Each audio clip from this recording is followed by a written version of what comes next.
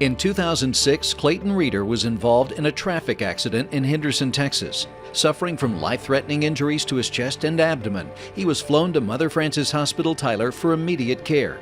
He required multiple operations, developed what's called abdominal compartment syndrome.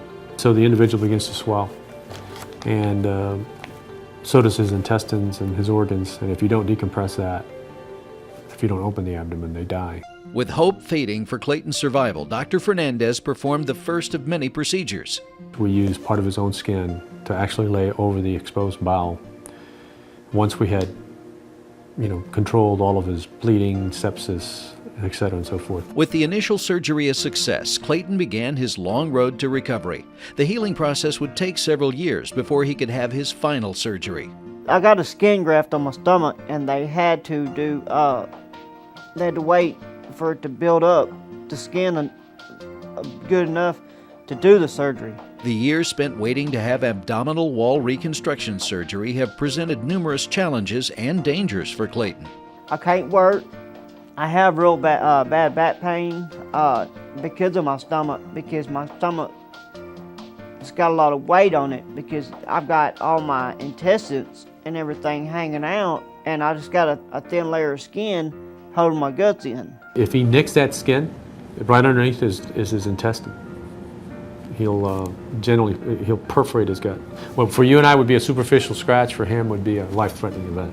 For Dr. Fernandez, Clayton's case presented numerous challenges for him as well. He had undergone several procedures prior to that, which made the process that even much more challenging. After 5 long years, Clayton was finally able to undergo abdominal wall reconstruction.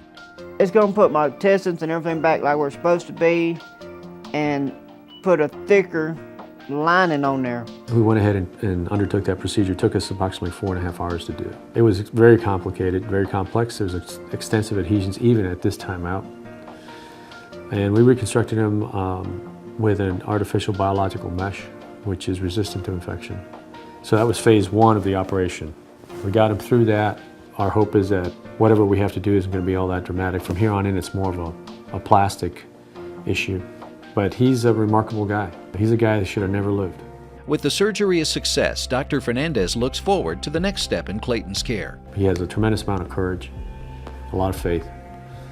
And our hope is that we can continue on this journey with him to try to bring him back to a place where he can conduct himself as normal as possible. For Clayton, finding the words to express his thanks is hard.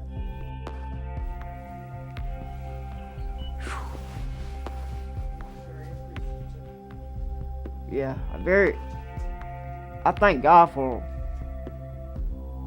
because they're good doctors.